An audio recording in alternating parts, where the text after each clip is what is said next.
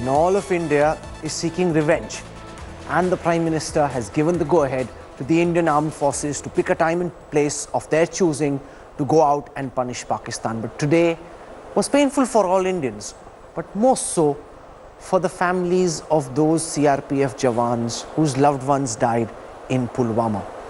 These are the brave men to whom India owes a mountain of gratitude. Soldiers in the Indian cause who laid down their lives when this terrorist came and smashed his IED-laden vehicle into that CRPF convoy in Jammu and Kashmir's Pulwama.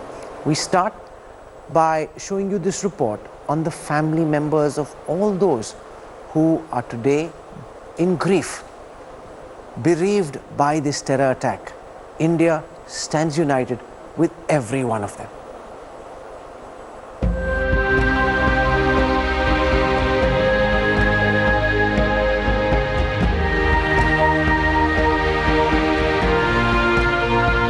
मेरा बच्चा जिहड़ा है जी मैं ते नाथ हो गया पर मेरे जो बच्चा नाल नहीं होना चाहिए. Shocked, traumatized, inconsolable.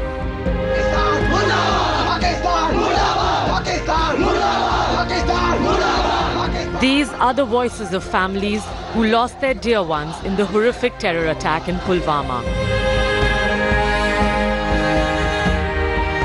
This is father of Ratan Kumar Thakur. Even in his anguish, he vows to send his second son to fight for the country. इस बेटा को भी हम युद्ध में लड़ने के लिए भेज देंगे. इसको भी भारत माता की कोख में देने के लिए हम तैयार हैं, लेकिन उसका खात्मा कर देना चाहिए सर. जीना है तो मरना सीखो, कदम कदम पे लड़ना सीखो sir. While the agony in their voices is palpable, their anger is pushing them to seek vengeance. Sukhjinder Singh did not have a child for 7 years. He and his wife Dalbir Kaur had a child last year after years of prayers. His wife is now demanding justice.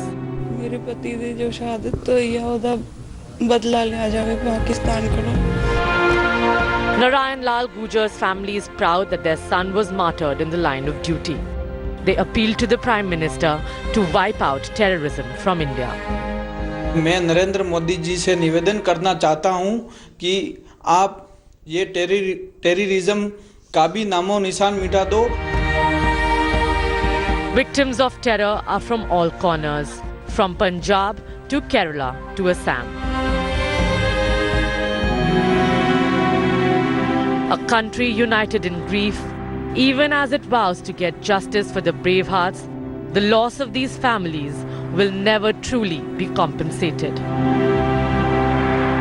Bureau Report, India Today. The government in India making clear there will be consequences. Various options are on the table.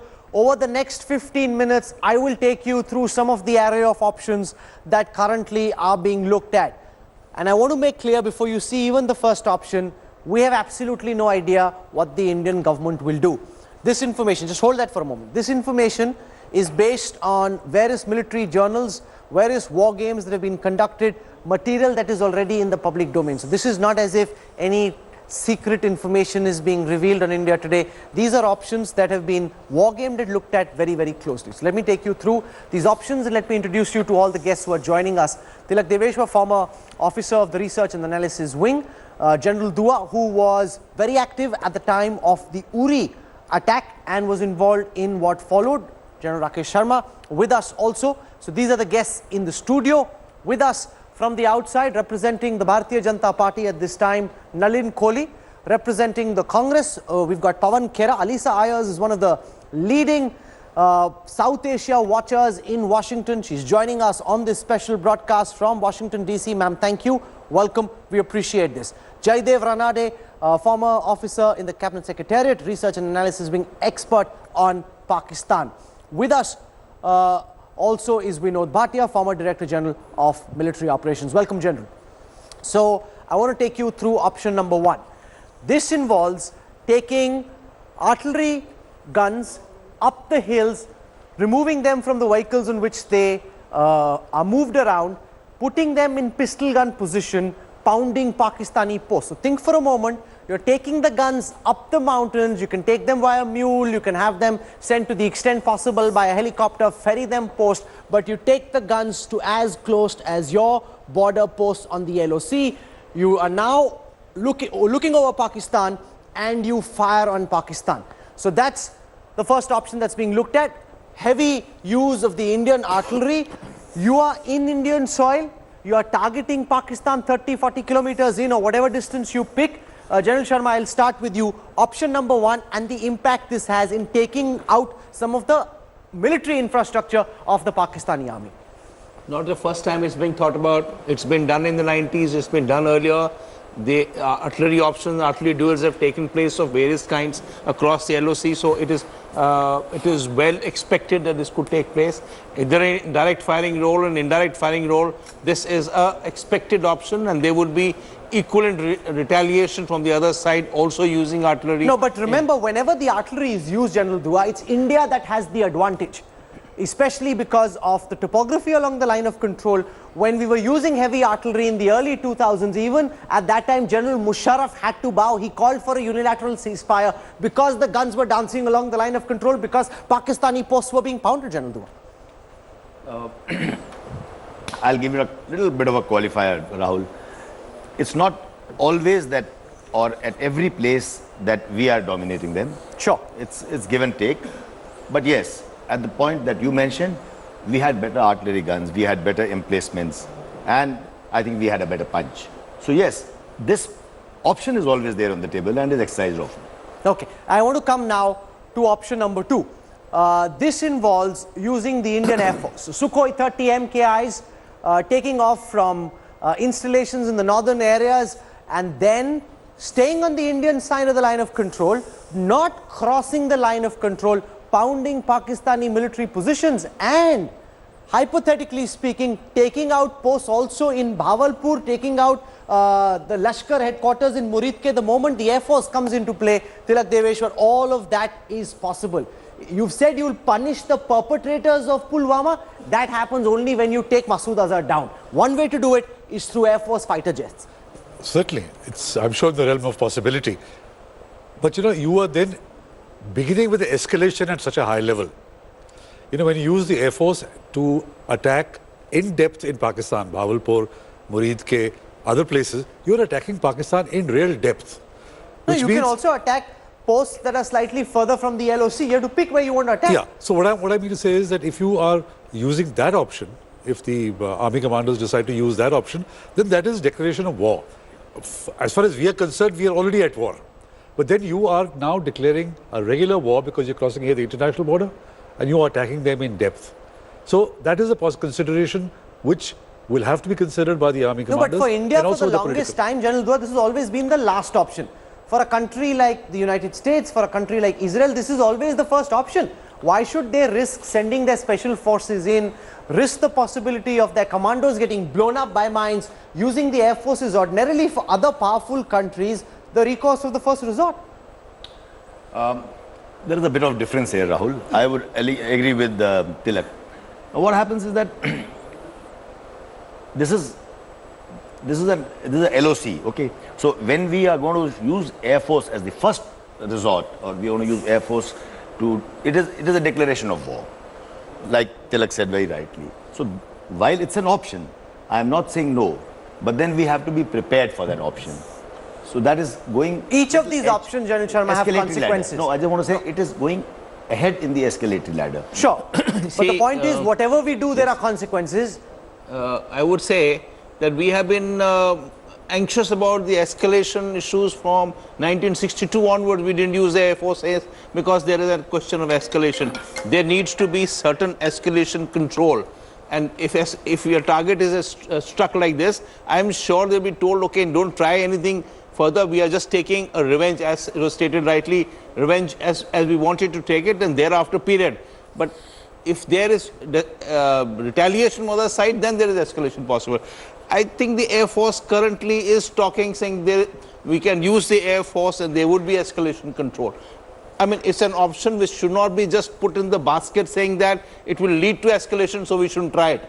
But it's a strong option and it must be placed on the table. No, and here the advantage is that you have the ability to take out high-value targets in Pakistan. If the RAW can give specific information about the presence of Hafiz Saeed, about the presence of Dawood Ibrahim, about the presence of Maulana Masood Azhar, the precision-guided ammunition of the Indian Air Force can, with great precision, target those particular high-value targets. There would still be collateral damage. You know, even if you go to Muridke is a university now. You name Muridke, it's a university. There are madrasas there, the kids studying out there.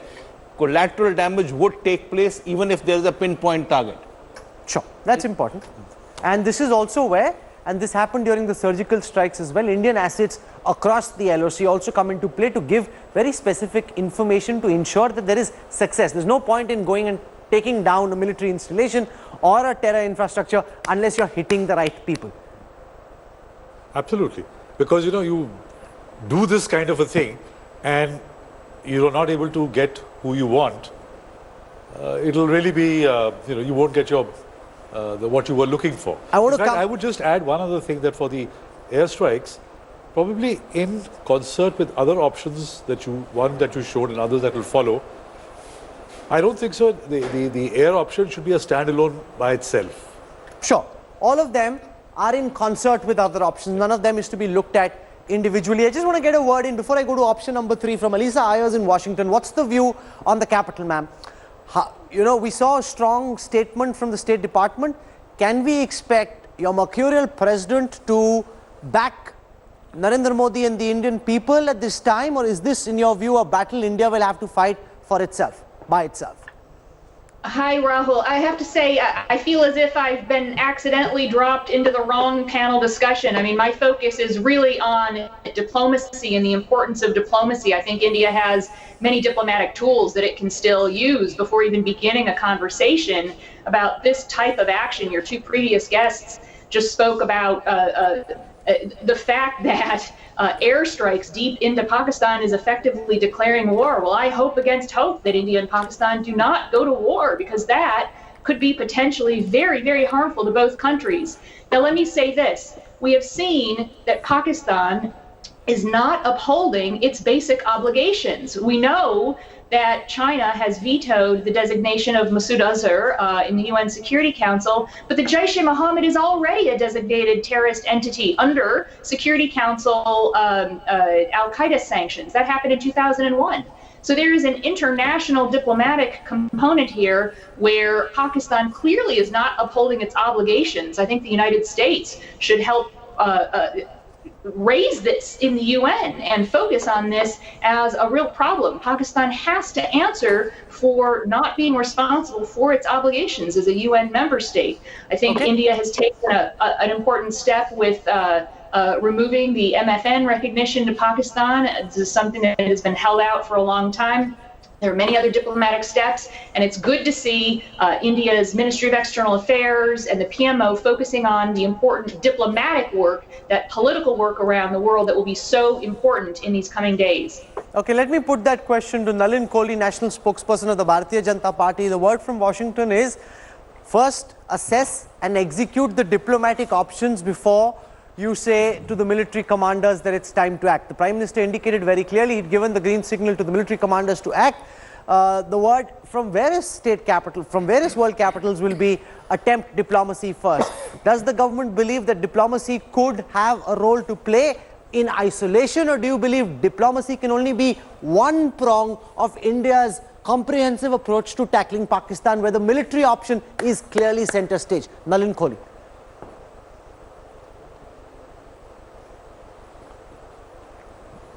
Actually, I think it's already been put into play. If we look at the Honourable Prime Minister's statement and what Mr. Jaitley spoke later, there are three aspects of it. The withdrawal of the MFN, which is, yes, an economic diplomacy point of view. There is the fact of we will move out and diplomatically do whatever it takes to isolate Pakistan, which of course is active diplomacy.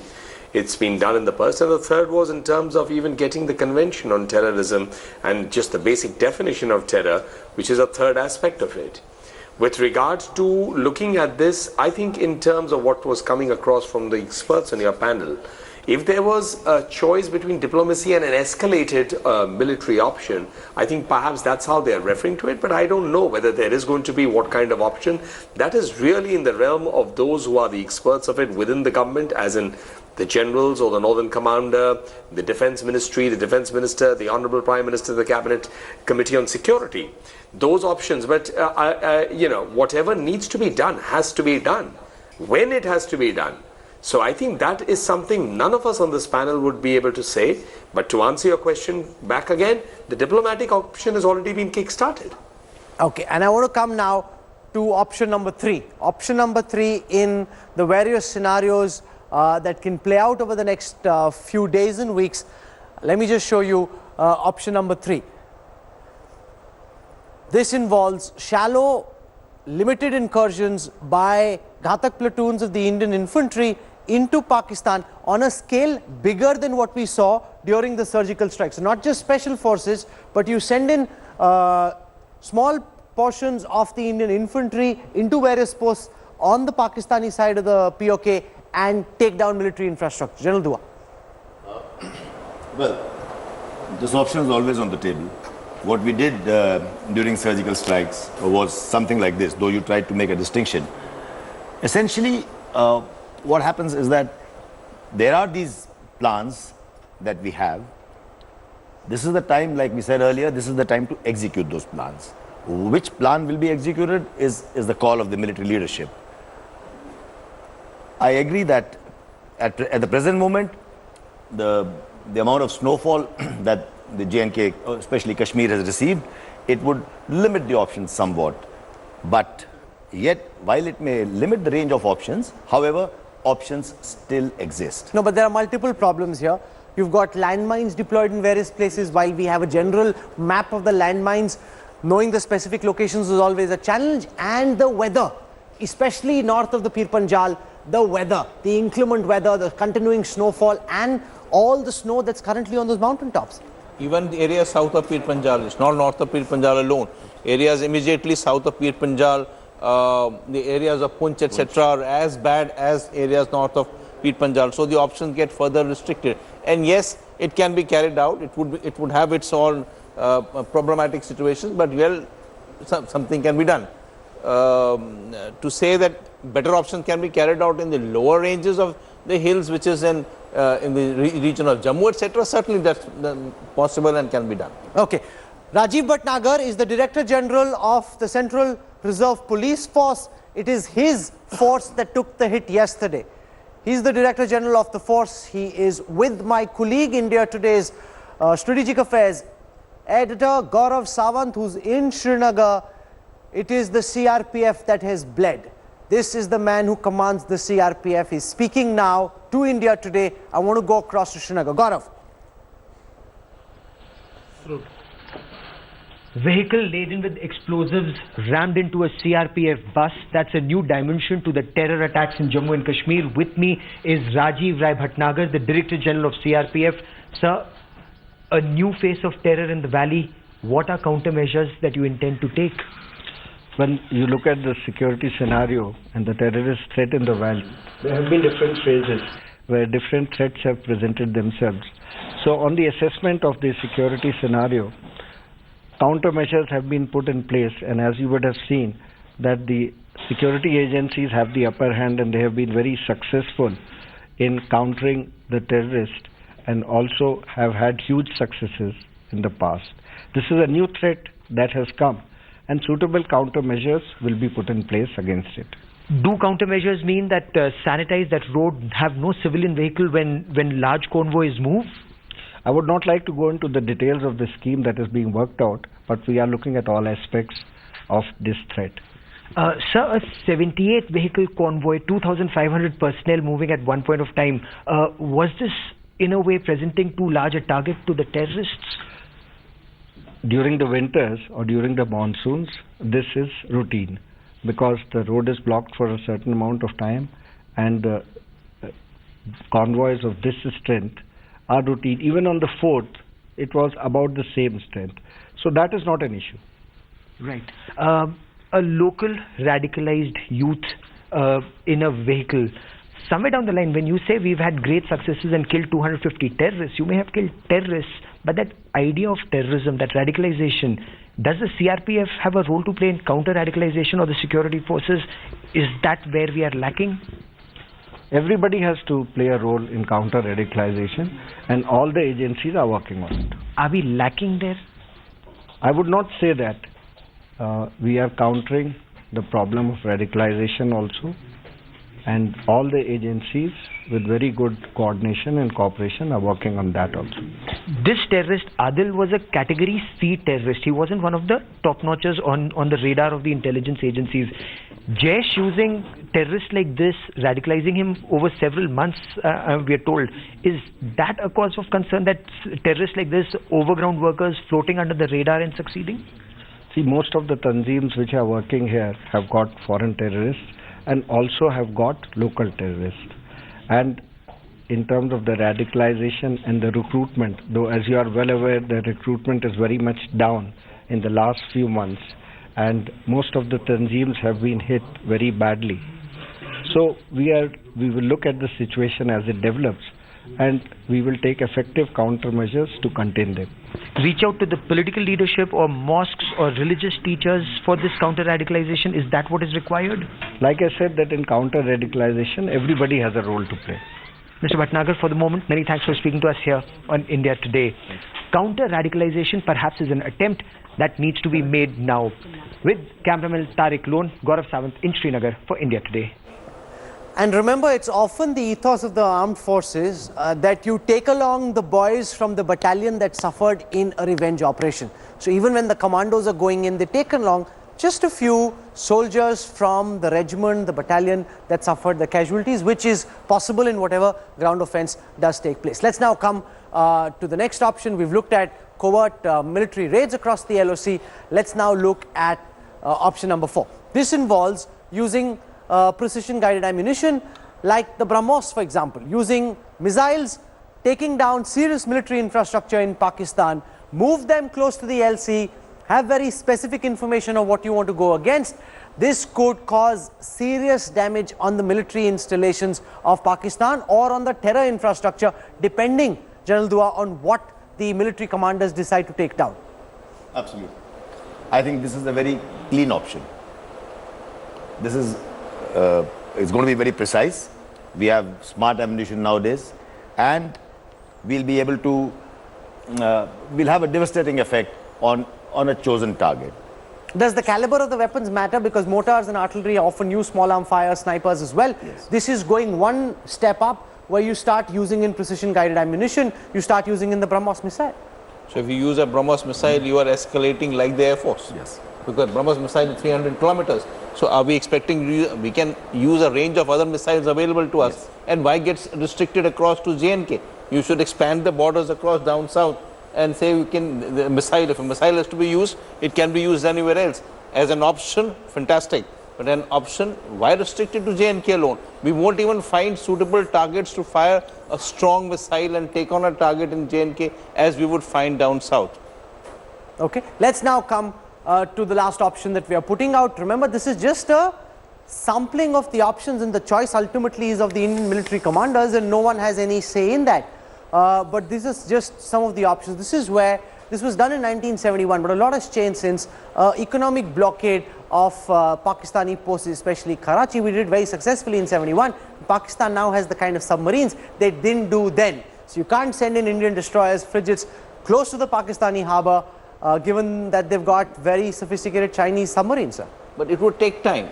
This is an option which is a long drawn option, because there is a travel time involved for the ships to move across and to prepare themselves. So of course it's a fantastic option, very good option, but the option is not tomorrow. The option is long drawn.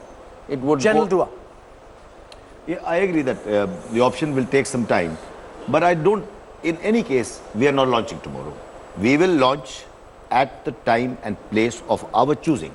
That I think is very crucial, and that's the point I want to put to General Bhatia. I think what's very crucial as anyone watches this is, don't put pressure on the government, don't put pressure on the military commanders. Let them decide when and where they wish to go in and what they wish to do. You know, yes, everyone's upset, everyone's furious, But this is where pressure is best left outside. Revenge is a dish best served cold. General Bhatia.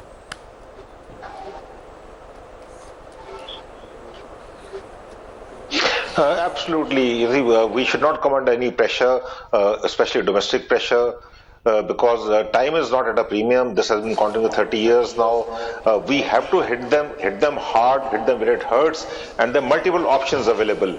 And we need to take time over it, because the punitive operations which we carry out, they would be expecting this time, and because we need surprise factor in this. There's no limit to time. It has to be our time of choosing, and there are multiple options. My only point is that, whenever we talk about escalation, why are we only talking escalation?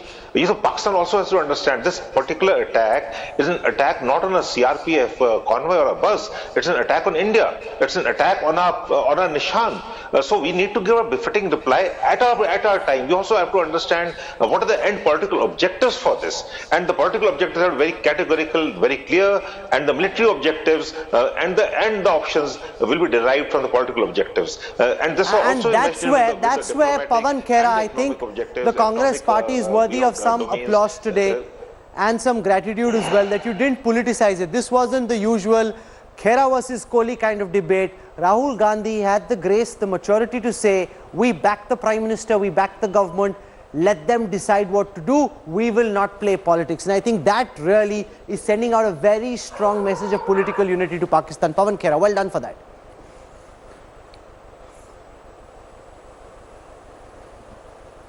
Obviously, we as political parties, we are all standing with the government. As Mr. Bhatia rightly said, this is an attack on India. It's not an attack on a particular government headed by a particular party. No, this is an attack on India, and when it comes to attacking India, I'm sorry, Pakistan will be deeply disappointed to see how India responds together, united. And objectives of Pakistan could be different. Our national objectives have always been nation building.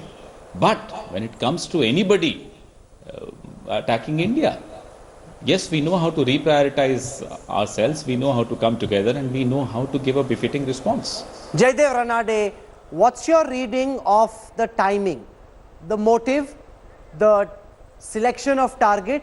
What's going on in the minds of the generals in Rawalpindi right ahead of the Indian elections announcement? An attack of this nature, what do you think is going on in the minds of Maulana Masood Azhar, his handlers in the S-wing of the ISI? Why now? Why Pulwama? Why this CRPF convoy? Jaidev Ranade.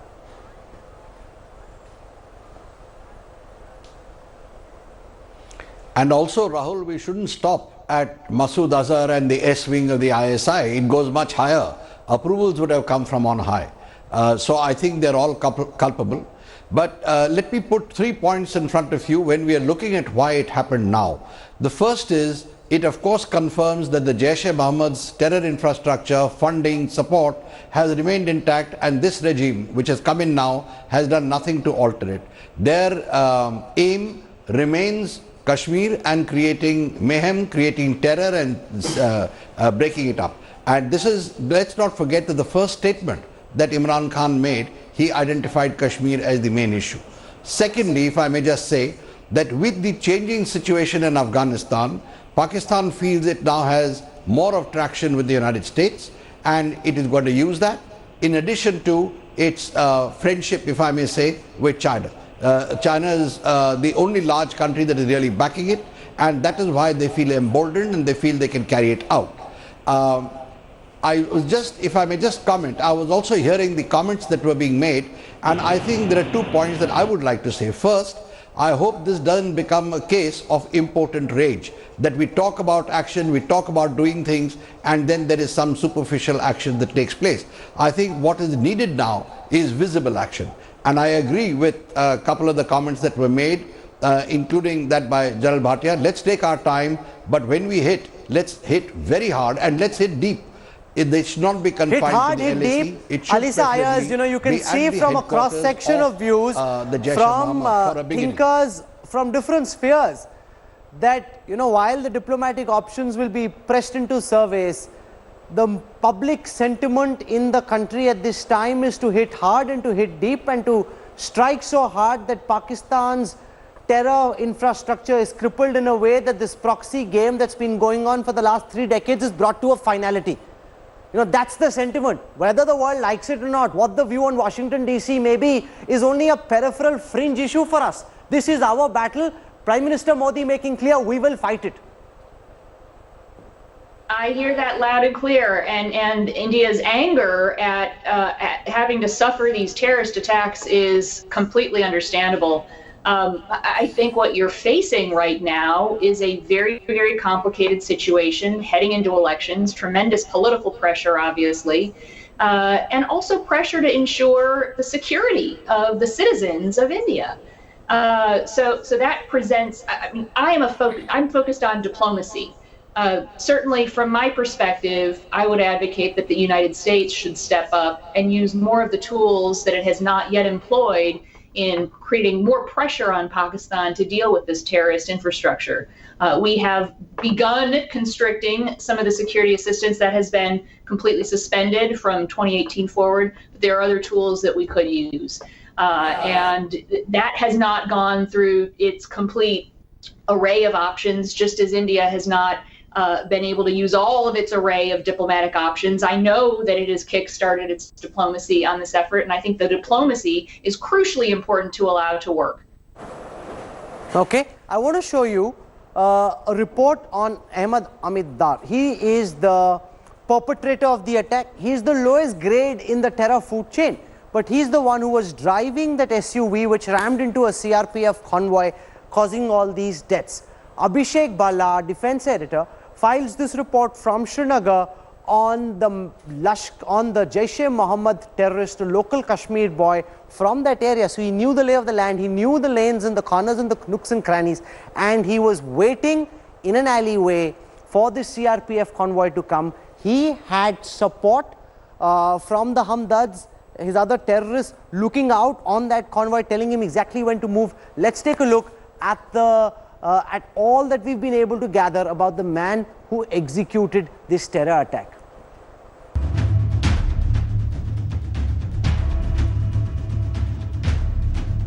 A dastardly terror attack that claimed the lives of 40 Jawans, orchestrated by a terror group with roots in Pakistan. Their tool of attack, a 19-year-old Kashmiri boy, Adil Ahmed Dar. Just moments after Dar rammed an SUV laden with 200 kilos of explosives into a CRPF convoy on Thursday afternoon, a video of Dar went viral. By the time you see this, I would be in heaven, said Adil Dar, alias Waqas. With a flag of Jaish-e-Mohammed in the backdrop and armed with 10 grenades and 3 guns, he could be heard warning of more terror attacks in India. How Adil Dar could deceive multiple layers of security, escape intelligence networks' eagle eyes, has foxed the security agencies. Sources tell India Today, Dar was at the lowest rung of the terror hierarchy and categorized as Grade C terrorist, and hence was not under watch. Intelligence officials now believe this could be Jaish's new strategy.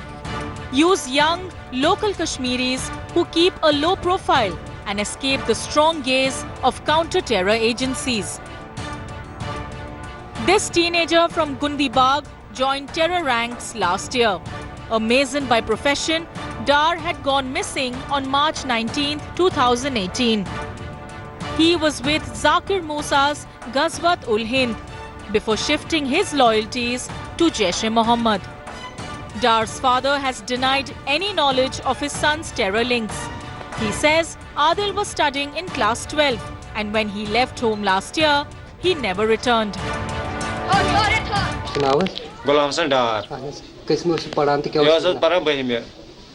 Oswa imtihan os tamsa Jawan privatus mazan. Idra jo kasma marchas mazan. Imaze ke mai kunuwa. Padbuz ke brat police ko res phone to is kenchi karun phalan chi karun is kenya. Asir to ta paya vaya ki hen. Ashi police se kara phone is kenchi delia. Kunuwa se lagun. Ka kala sus padane? उस पर आने। While the security forces have cracked down with an iron hand in Kashmir, the rise in number of local youth joining terror networks is a cause for concern.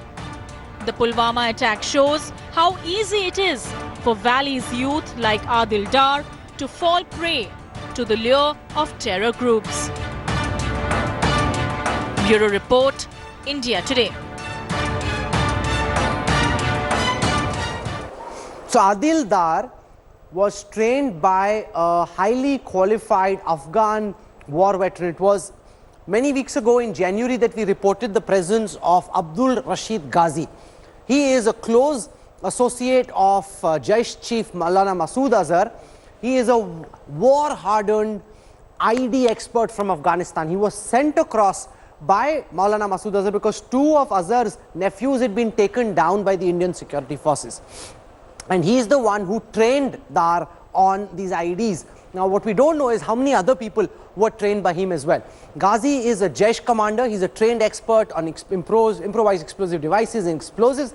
And obviously he was able to put together the weapon system that took off. That IED which achieved such devastating effect was put together by Abdul Rashid Ghazi. Indian forces had been on the lookout for Ghazi for days since he came in and the first information was received that this man is in. We'd been looking for him. There were some attempts to take him down as well. Unfortunately, we couldn't get him. He was sent in with the sole mission of trying to avenge the killing of Maulana Masood Azhar's nephews. Two nephews sent to Kashmir, both taken down in quick succession by the Indian Armed Forces. And there, I think, Tilak Deveshwar, we have to also remember that some of what we are seeing is in response to the pressure the forces have put Pakistan under, which is why Maulana Masood Azhar has to send a qualified IED expert from Afghanistan into Kashmir to get this job done. Yeah, I think the pressure on not just the Jaish, but all the the militant groups, the army journalists, a stupendous job in the last 1 year. All these groups are under pressure. And this is something to sort of hit back, especially for the Jaish, to re-establish itself in J&K for the last 2 years, which it has been trying a lot. But I wanted to make two other points, Rahul, if you will permit me. You talked about the options. Those are the immediate options which everybody in India wants to see Pakistan hurt. I would just like to submit that we also need to look at the long-term options of dealing with Pakistan. Because, every 6 months or a year, we bleed like this. We have been bleeding like this. When you have a thorn in your body or if you have a knife in your body, you want to take it out from the roots. And I think we also need to be paying attention to the long-term strategy towards dealing with Pakistan to ensure that we don't bleed in future. That this is it. You give it pain now. I think General Bhatia, Tilak makes an important point that it can't be one surgical strike every 2.5 years. That won't get the job done. There has to be a comprehensive national security doctrine where you take down Pakistan bit by bit, take down this terror infrastructure, raise the cost for Islamabad so much that it is simply untenable for the generals in Rawalpindi to continue bleeding India. Unless the survival of the Pakistani state is at stake, they will not stop this devious game, General Bhatia.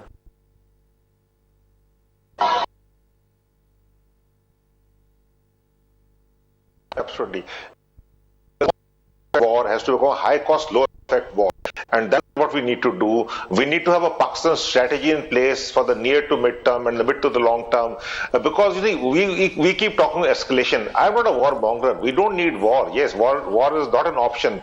But to say that because of escalation, we will suffer the terrorist attacks emanating from Pakistan with impunity, in perpetuity, I think that is where the thing comes in. And we have to synergize all our, it's a multidimensional approach, diplomatic approach, it's military approach, it's atomic approach, it is informational approach which you're talking about. And we have to raise the cost for Pakistan. It has to be a planned manner. It has not been an event happens and we all get up and we say this should be done, this should not be done.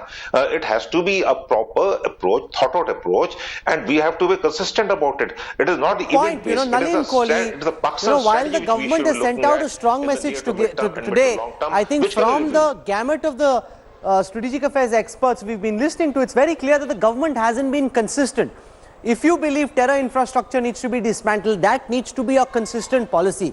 We have a kabhi haan, kabhi na. Kabhi we want to go to Raiwind, have cake with Nawaz Sharif, hug him, spend time with his mother, then we want to beat them black and blue.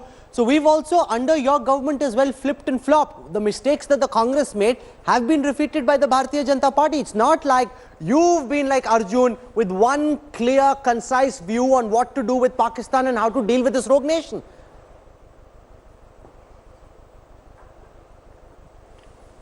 Well, peace had been given a chance, and when Pakistan did not desist from what it normally does, peace has been given a go-by in terms of talks. Terror and talks don't go by, and that's been a consistent stand. If you will just study it, I am glad you brought up the visit of the Honorable Prime Minister to Pakistan, but after that, show me what has happened. You will be able to map it out, you have the data. But let me also say there's a media strategy.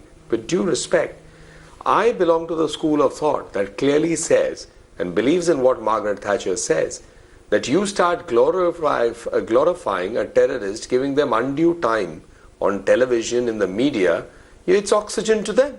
It serves their purpose equally, if not more. And that's exactly why they put out these videos for people to come out and build, this is my sad story. How many Kashmiri Pandits picked up bombs or went and blew up other human beings when they went through the worst kind of thing of genocide, being thrown out from their own lands? So I think there's a larger story that we have to look at the global perspective. We need to understand that there is a part that across the world, there are organizations misusing Islam, building on Islam a narrative for killing other human beings.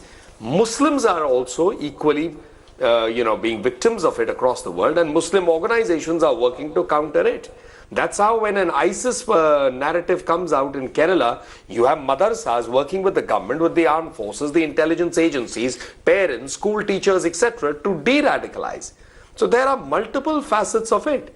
It's a complex world, but as far as today we are concerned, in today's scenario, one thing is absolutely clear, that we have lost our 40 brave soldiers. Those are 40 universes that have been destroyed. They're not 40 human beings who have died. It's an attack on India in every sense. Look at it, north to south, east to west. Soldiers or young Jawans or security force personnel from every part of India. It's an attack to what India stands for, a pluralistic society, a society that does not warmonger, but a society that, as the Prime Minister said, is willing to give that punishment that we would have to protect our democracy and our citizens. You know, Pawan Khera, the one advantage with the kind of unified approach that we've seen today is that there is no Hindu versus Muslim. You know, there is not India versus Kashmir. It's all one, and I think that is very significant as well. There is no attempt to try and polarize this debate. The message that's going out is it's India versus Pakistan. It's the Indian army versus the rogues in Rawalpindi who perpetrated this attack. And don't turn this into an election issue. Don't turn this into Hindu versus Muslim. There is no majority versus minority. Today it is one India, one Indians.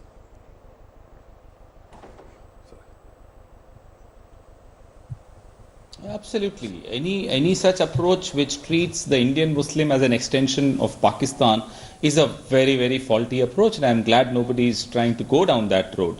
And any attempt to treat Kashmir as an ideological issue or a communal issue and not a political issue would also be very suicidal. And I'm again very relieved to see that the narrative is not going on that road.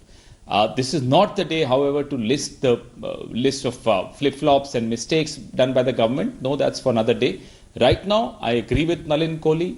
Yes, it's an attack on India, and we are together. And Kashmir cannot be a laboratory for any political party to play politics on. You know, it's terrific to see this. The fact that we are coming together as one, which is not what we see. We didn't see this after 26/11 when the BJP was to blame for politicizing the inability of the Congress to prevent the attack. It happened hours after 26/11.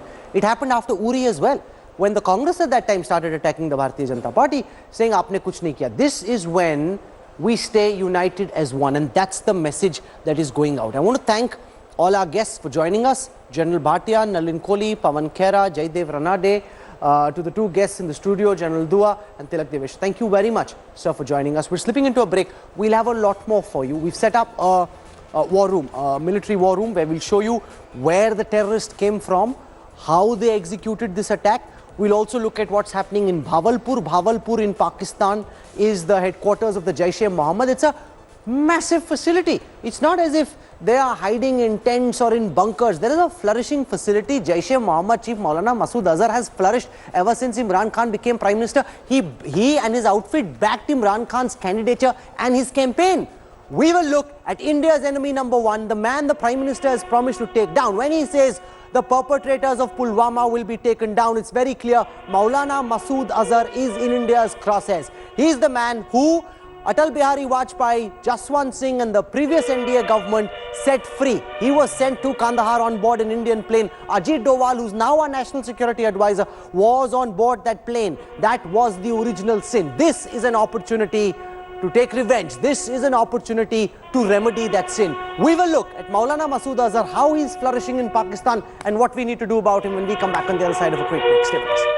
Thanks for watching the video. For more such news and updates, please like, share and subscribe to India Today. Also check out our other great videos from our channel. We know you will love to.